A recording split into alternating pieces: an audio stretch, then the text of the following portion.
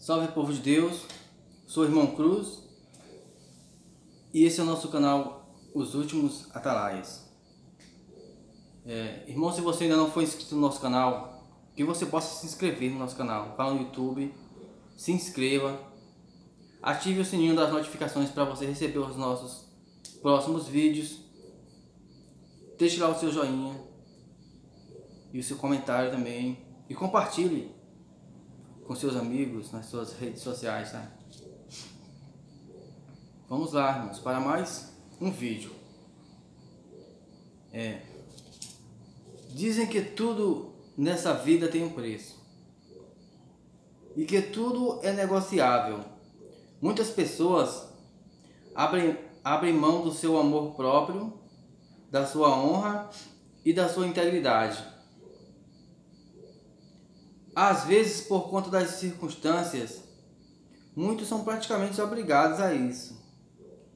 Mas a maioria o fazem por falta de caráter mesmo. Mas tem um mal maior debaixo do sol. Homens e mulheres que depois de receberem a salvação e perdão pelos seus pecados, ainda foram agraciados de dons especiais concedidos por Deus através do Espírito Santo, e esses dons são inegociáveis. Você não paga por eles, mas também não pode vendê-los ou transferi-los para alguém, pois eles são para uso exclusivos em prol da obra de Deus na terra, e nunca para louvor e glória dos que os possuem. Quando Jesus enviou os discípulos a evangelizar, eles não podiam levar pertences, pois eles tinham que confiar nas providências de Deus.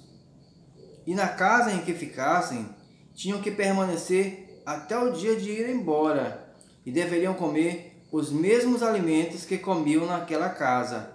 Isso os impedia de ficar procurando uma casa que melhor os acomodasse ou que tivessem uma melhor alimentação. Um exemplo de humildade e simplicidade no servir.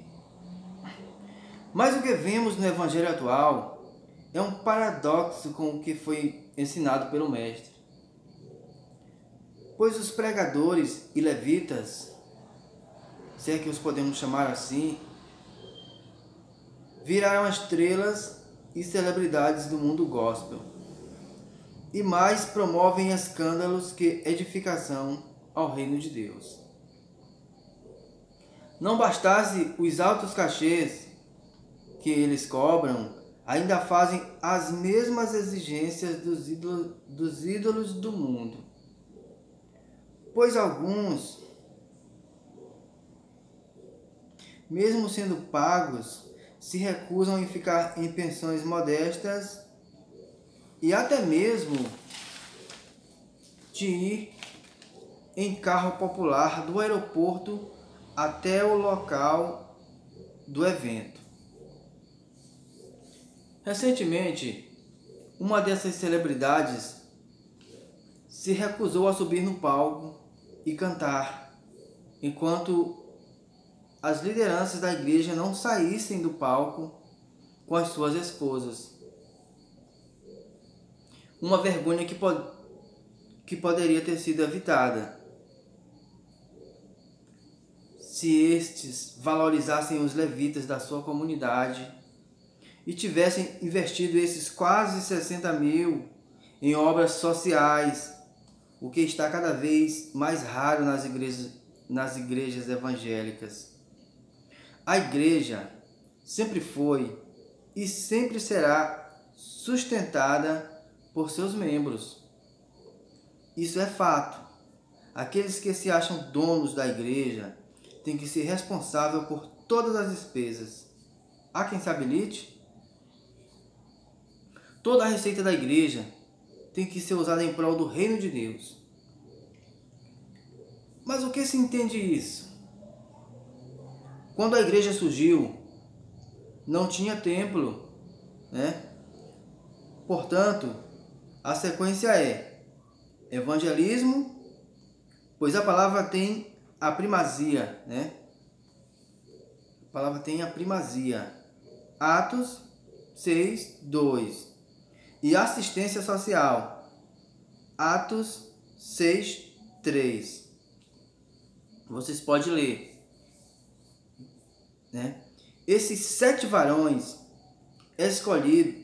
escolhidos em Atos 6:3 seriam os responsáveis por recolher as ofertas e destinarem às necessidades dos discípulos e à assistência aos crentes carentes.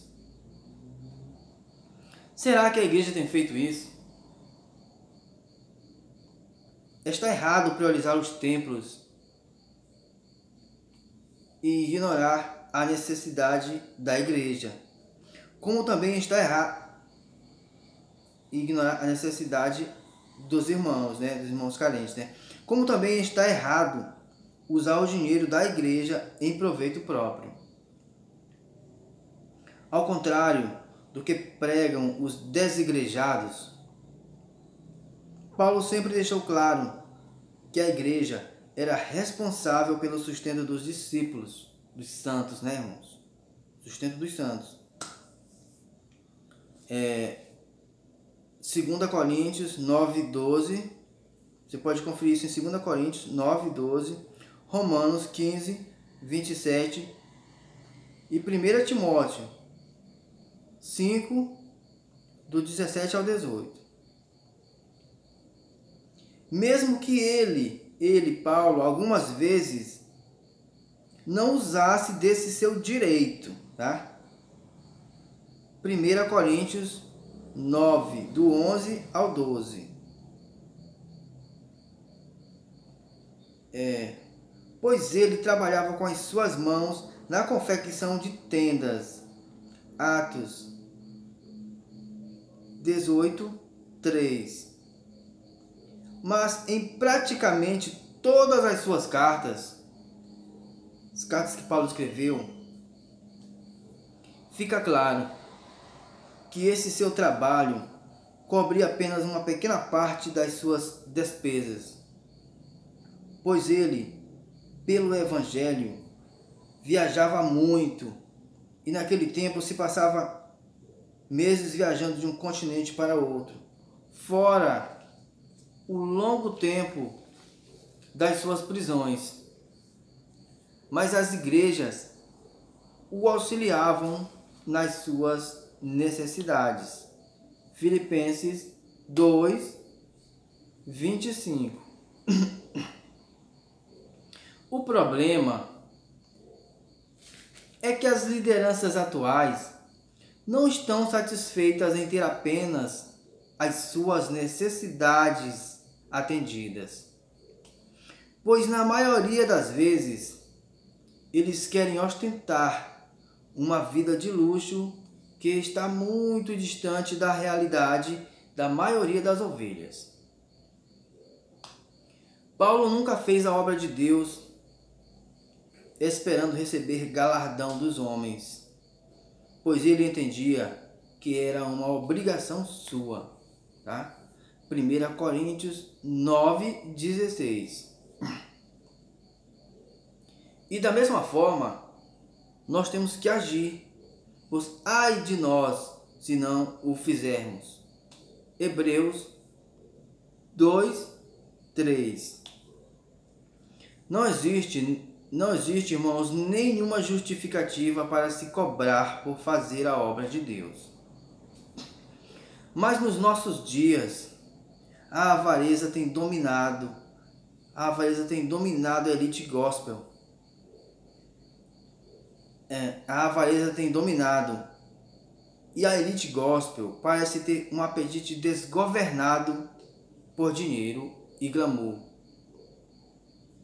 Pois muitos são ao mesmo tempo pastores, cantores, conferencistas, empresários, fazendeiros e políticos ou assessores de políticos. Veja que eles têm muitas fontes de renda, e mesmo assim não fazem nada de graça para o Senhor, e muito menos pelo seu próximo. Para você que nunca entendeu a parábola dos talentos, lá em Mateus 25, você pode notar de forma resumida que os servos não podiam guardar nem gastar os talentos deixados por seu senhor, pois ele os iria requerer multiplicados na sua volta, pois talentos são para isso. E para nós, os crentes, os talentos são dons, e eles são para ganhar frutos para o Senhor. O uso deles nos mantém ocupados durante a nossa caminhada e evita que fiquemos ociosos enquanto o Mestre não volta.